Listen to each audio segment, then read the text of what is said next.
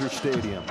Sasaki's last start was against these Padres last Friday. He gave up 3 runs in 4 innings. And Jesse, first start of June, he had those 7 shutout innings against the Angels, and it's like, my goodness, Sasaki has arrived. But the 3 starts since then, 13 runs in 14 innings. Yeah, and the biggest part of his game is getting that chase. I mean, half of his strikeouts come on chase. And the San Diego Padres, last week when he faced them, did not chase pitches. The splitter was not a competitive pitch for them. So they ended up sitting on the slider and the fastball.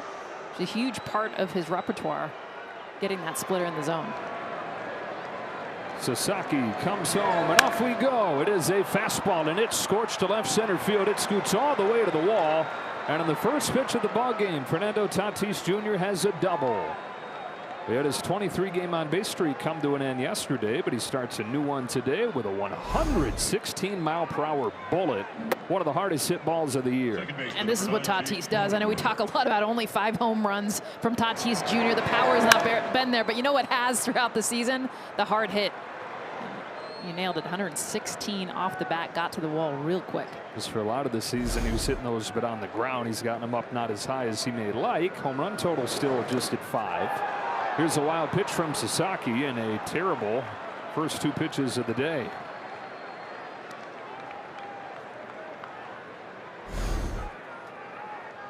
This is a slider. See Cronenworth squaring around just to try to bunt it.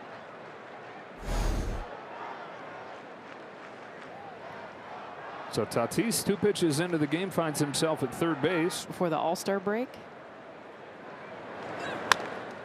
Grounds one back to Sasaki, who knocks it down and throws him out and keeps Tatis at third.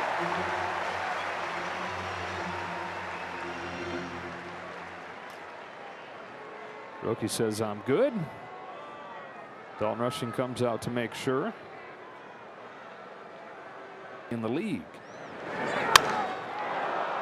In the air to deep left center field. It sends Pages back at the wall. Goodbye. There's another one for Machado. And the Padres jump on the board just like that. He ends up getting fastball right in that zone for him. You mentioned the power. 17th home run on the season, and it's crazy. He has the 2nd worst batting average, that 190 batting average, but the slug has definitely been there, especially as of late.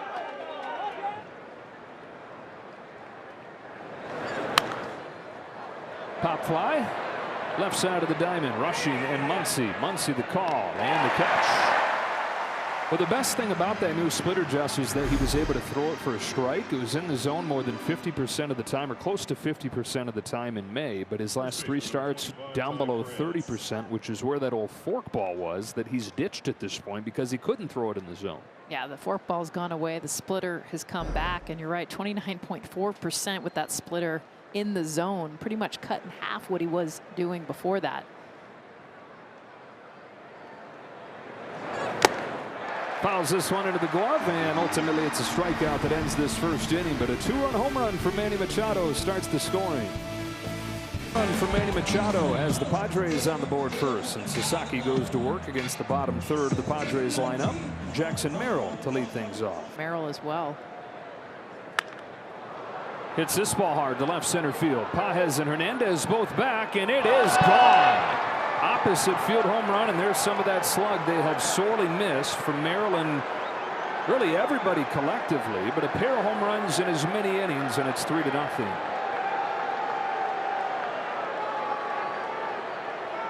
They're just attacking Roki Sasaki. 22 pitches. 15 swings. Clearly have a game plan. This is on a slider that kind of backdoors, comes right back over the plate, opposite field. 9th of the season for Jackson Merrill. Bogaerts hooks one down the left field line. That's extra bases. A double for Bogaerts. And 4 extra base hits over the first 7 hitters of this game. Got behind the count, had to bring that fastball right over the middle part of the plate. I mean, that's center cut, and like we saw with Fernando Tatis Jr., I mean, 107 miles an hour, 1 hops over the wall. See the frustration for Sasaki continue.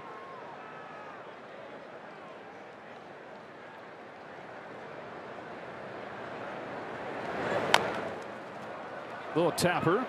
Sasaki's got it. And he does what he was up there intending to do at first. Advance Bogarts to third with a 33 in his first month with the team. Infield is in. Grounds one to the drawn-in shortstop Betts, and that'll keep the man put at third. Defense does as intended. 2 gone here in the second.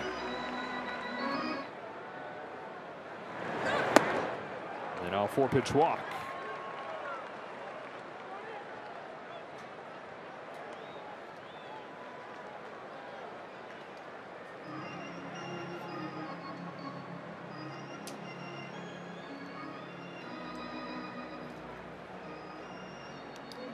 Now comes Mark Pryor.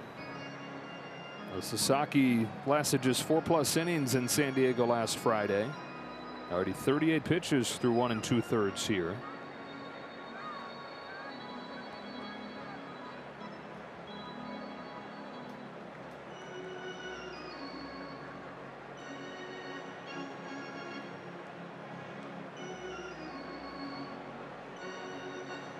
He hasn't had a pitch he can really lean on. I mean, look at even just the fastball. He's thrown it down the middle, but then that last one, way out of the zone. Hasn't been able to find a pitch that he can lean on to be consistent with.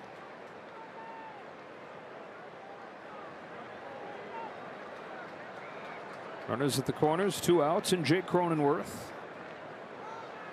First and third, 2 out. Another 0-2. Tatis runs, and no thought of a throw from Rushing. With Bogarts looming down there at third. Tatis with his 20th this year, so 20 stolen bases. He's also been caught more than anybody. 9 caught stealing. Sasaki to Cronenworth with a 1-2 pitch. In the air to deep right field. Tucker goes back. He'll turn and watch it fly. The 3rd bomb over the first 2 innings for the Padres, allowed by Sasaki.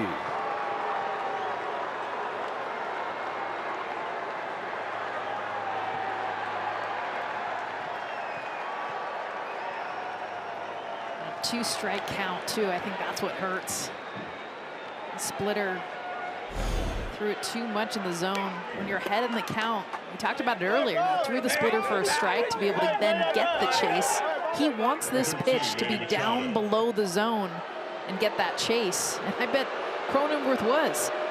He'd already chased that pitch earlier. The first of 3 home runs in this game.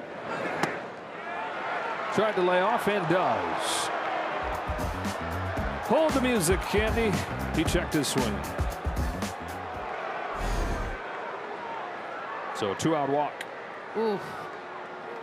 I don't think he did.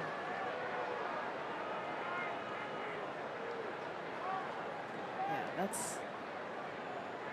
Number 30, Gavin Sheets. It's a gift for Machado. Second walk of the inning to go along with the 3 extra base hits, and Gavin Sheets, the 8th man to come up.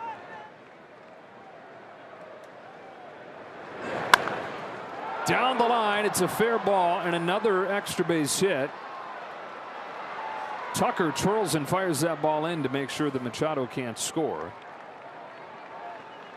Wow. 4 extra base hits in the inning and 6 total.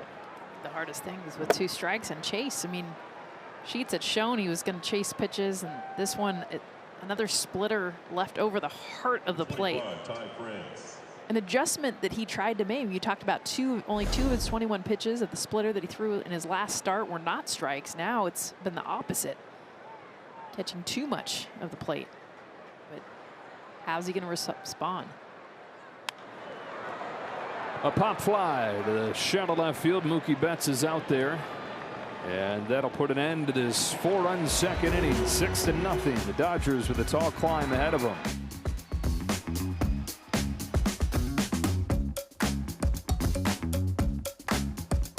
3 home runs for the Padres already, and one of the home run hitters is right here. It's Jackson Merrill to lead off the 3rd. Swing and a miss. Got him on that high fastball.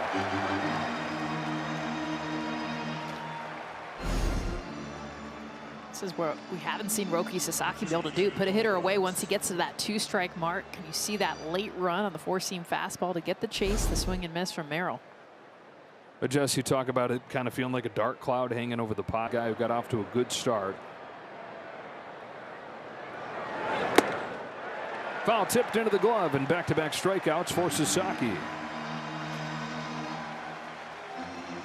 Look at the run on this four-seam fastball again. So same pitch, but now into the right-handed bat of Xander Bogaerts. But it's that late break movement. Beautiful look taking the batter's box of Bogaerts, trying to check his swing. Foul tip, strike 3.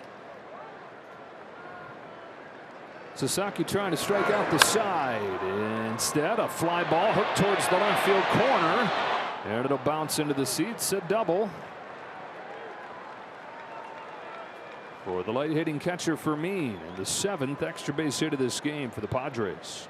Half of those been on with 2 strikes. I think that's the hardest part right now for Sasaki. He's doing a great job of getting ahead of these hitters the last 2 innings, but then doesn't have that put-away pitch here. Slider left over the middle part of the plate instead of trying to get the chase.